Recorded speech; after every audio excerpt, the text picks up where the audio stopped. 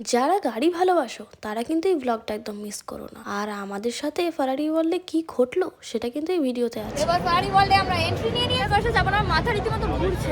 ভয়ঙ্করের থেকেও ভয়ঙ্কর গাড়ির খেলা। দেখো আমার ভিডিওতে আজকে গাড়ির খেলা হবে। বিয়ে বাড়ির ভোজ বাড়িতে যেমন লাইন হয় ঠিক সেরকম লাইন হয়ে গেছে। সে গাড়ির কত কত কত গাড়ি দেখতে হবে। জাস্ট অবস্থা খুবই খারাপ। মানে আমরা পড়ে গেছি প্রবলেমে। রাত 10। Hello guys, welcome back to my channel explore with Sumita. আমি চলেছি তোমাদের সঙ্গে আবার একটা নতুন ব্লগ নিয়ে। আগের ব্লগে তোমাদেরকে ঘুরিয়েছিলাম ইয়াস ওয়াটার পার্ক। আজকে তোমাদেরকে ঘোরাবো ফারারি ওয়ার্ল্ড। বাট তার আগে মানে আজকে সকালেরই সেই ব্লগটা ছিল, তোমাদেরকে যে অত বড় না দেখাবো না বলে ছোটো করে দেখিয়েছিলাম। তো আমরা এবারে চলে এসেছি লাঞ্চ করতে। এখানে ফুড কোর্ট আছে, মানে ইয়াস মোড়ে এসেছি। কাল যেখানে রাত্রিবেলা এসেছিলাম সেখানেই এসেছি। ফুড কোর্টে এসে কি খাবো করে আমরা খোঁজ পেয়ে গেছিলাম এত বড় একটা পিৎজা আর সাথে কোল্ড ড্রিঙ্কস, আর দাদা নিয়ে নিয়েছিল সাথে একটা সুরমা রোল। আমরা এবার এন্ট্রি করছি ফারারি ওয়ার্ল্ড। জাস্ট ফারারি ওয়ার্ল্ডের ভেতরে কি কি অ্যাক্টিভিটিস করব আর কি কি ঘুরবো সব কিছু তোমাদেরকে দেখাবো। আমরা কেমন পিৎজাটা খেলাম তোমরা একটু কমেন্ট বক্সে জানিও যে অত বড় পিৎজা তোমরা খেয়েছো কিনা। এবার ফারারি ওয়ার্ল্ডে আমরা এন্ট্রি নিয়ে নিয়েছি। জাস্ট ভেতরে আমরা অ্যাডভেঞ্চার আমরা ঢুকে যাচ্ছি ফারারি স্টোর। প্রথমেই ঢুকে গেছি, তো এখানে সব রকম ফারারি জিনিস পেয়ে যাবে। ফারারি কোম্পানির যা যা পাওয়া যায়, অনেকে এখান থেকে লোগো নিয়ে যাওয়ার জন্য ফারারি টি শার্ট কিনে। তো দেখি কীরকম প্রাইস পড়ছে, যদি হয় তাহলে আমরাও নিয়ে যাব। জাস্ট দেখো, মানে মানুষ যা স্বপ্নে দেখে সেই জিনিসটা এখন আমাদের চোখের সামনে।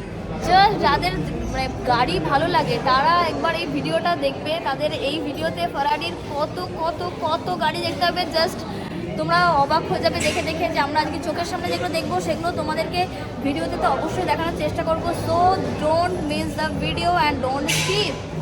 ওকে, চলো এবার আমরা ভেতরে ঢুকবো ফারারি ওয়ার্ল্ডের। এখানে আমরা এই ফারারিটাকে আমরা টাটা বলে দিই, আরও ফারারি দেখতে হবে। ওয়াও ওয়াও ওয়াও, মানে এরপরে আরও আছে। ওই দেখো দূরে আরও রাখা আছে। এখানে এমনি করে পুরোটাতে ভর্তি। তোমরা শুধু গাড়ি আছে, গাড়ির খেলা দেখো। আমার ভিডিওতে আজকে গাড়ির খেলা হবে। জাস্ট ভিডিও স্কিপ করবে না। নেক্সট গাড়িটা জাস্ট দেখে নাও। এখানে এবার রাইড আছে আরো অনেক। দেখো এখানে এগুলো সব রাইড হচ্ছে। এগুলো দেখো রাইড হচ্ছে বলছে। এগুলো সব গাড়িগুলো এইভাবে শো করছে, মানে আমাদের কাছে প্রেজেন্ট করছে যে এরকম এরকম গাড়ি। মানে ফারারির এই জায়গাটা না দুর্দান্ত। দেখো এখানটা কেমন স্নো ল্যান্ড করেছে।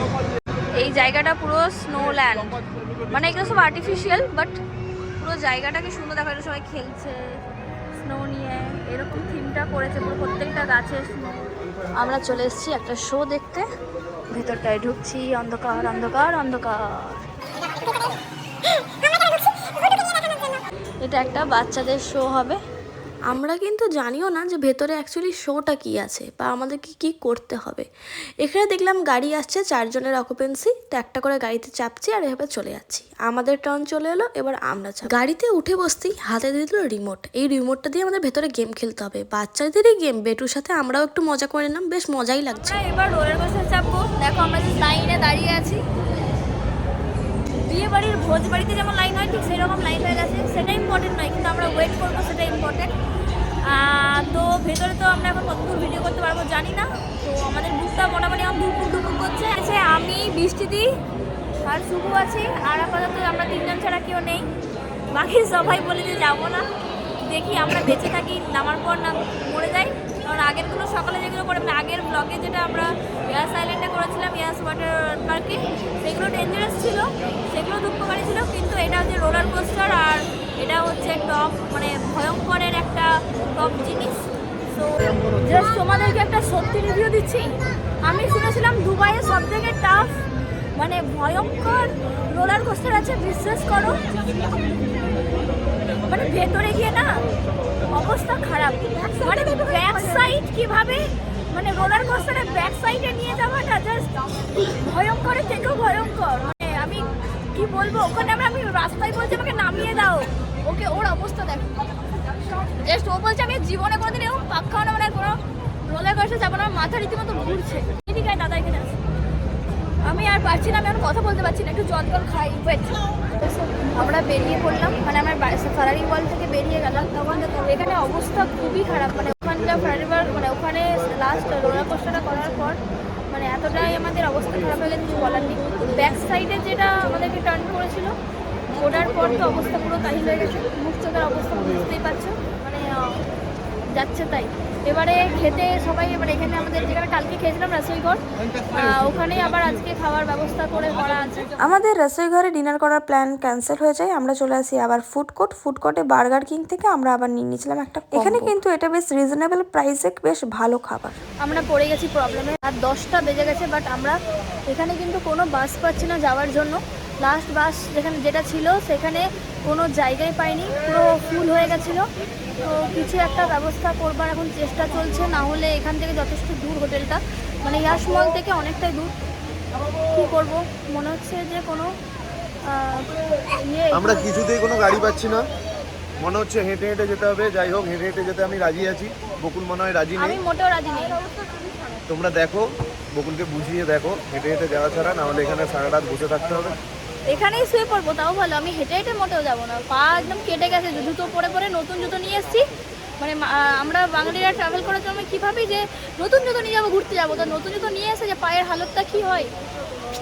এক ট্যাক্সি উপায় আছে, আর কোনো উপায় নেই। তো কৌশিকদা গেছে, আমাদের এখানে সত্যি কথা বলতে গেলে কোনো প্রবলেম হয়নি। কৌশিকদা এসেছে বলে সব রকম হেল্পই আমরা পাচ্ছি, আমাদের কিছুই চাপ নিতে হয়নি।